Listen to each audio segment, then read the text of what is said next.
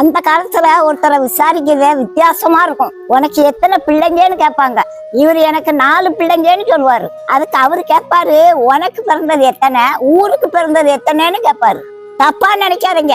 உனக்கு பிறந்ததுன்னா ஆம்பளை பிள்ளைங்க, ஊருக்கு பிறந்ததுன்னா பொம்பளை பிள்ளைங்க. ஆம்பளை பிள்ளைங்கன்னா என்னைக்கு நமக்கு சொந்தம் நம்ம கூடவே இருக்கும். பொம்பளை பிள்ளைங்க யாருக்கு எந்த ஊருக்கு சொந்தமா போகுதோ அதனால ஊருக்கு பிறந்தது எத்தனைன்னு கேட்பாங்க. பொம்பளை பிள்ளைய கட்டி கொடுத்த பிறகு தாய் தப்ப கொஞ்சம் ஒதுங்கி இருக்கணுங்க. அப்பதான் அந்த பிள்ளைங்க நிம்மதியா வாழ முடியும். ஆனா இந்த காலத்துல அப்படி இல்லைங்க.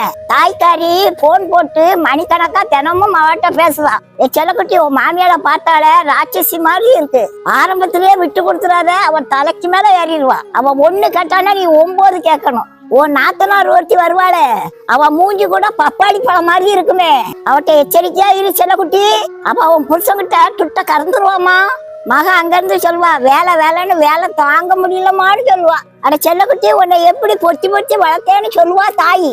நீ எதுக்குமா அங்க அப்படி வேலை செய்யணும், நீ தனியா வந்துருமான்னு சொல்லுவா. சரி சரி போன வை, எல்லாரும் தூங்கின பிறகு ராத்திரிக்கு போன் போடுன்னு சொல்லுவா தாயி.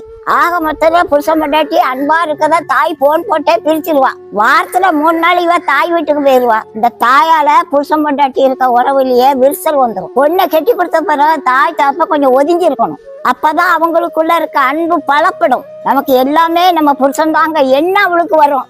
அதனால அவளுக்கு சகிப்பு தன்மை உருவாகும். புகுந்த வீட்டுல எவ்வளவு பிரச்சனை வந்தாலும் அட்ஜஸ்ட் பண்ணி வாழக்கூடிய தன்மை அவளுக்கு வந்துடும். புருஷனையும் பொண்டாட்டியும் பிரிக்க முடியாத அன்பு உருவாகும். பிறந்த வீட்டுல 25 வருஷம் அவ வாழ்க்கையை படிச்சிருக்கா. அவளுக்கு படிச்சு கொடுத்தது யாரு, நீங்க தான். இப்ப அவளுக்கு குடும்பம் நடத்தக்கூடிய ஞானமும் அறிவும் இருக்குதானே அவளுக்கு கல்யாணம் முடிச்சு வச்சீங்க. கல்யாணம் முடிச்சு கொடுத்ததுக்கு அப்புறம் நீங்க ஏன் பாடம் எடுக்கிறீங்க?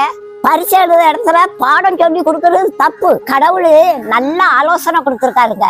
புருஷன் பொண்டாட்டி அவங்க 2 பேரா இருந்தாலும் உடலால் அவங்க ஒருத்தரான். தாய் தப்பனை கொஞ்சம் விட்டு மனைவியோட ரொம்ப அன்பா இருப்பானா. ஆணுக்கும் அதான் பொண்ணுக்கும் அதாங்க. நீங்க தாய் தப்ப எவ்வளவு ஒதுங்கி இருக்கீங்களோ அந்த அளவுக்கு அவங்க நல்லா இருப்பாங்க. பிள்ளைங்க வாழ்க்கையில நீங்க தலையை நீட்டி பிள்ளைங்க வாழ்க்கையை நீங்க கெடுத்துறாதீங்க. நீதிமன்றத்துல கெட்டுக்கிட்டா டைவர்ஸ் கேஸ் இருக்குங்க. இந்த கேஸுக்கெல்லாம் முக்காவாசி பெத்த தாய் தாங்க காரணம். டைவர்ஸ் பண்றது கடவுளுக்கே பிடிக்காத ஒண்ணுங்க.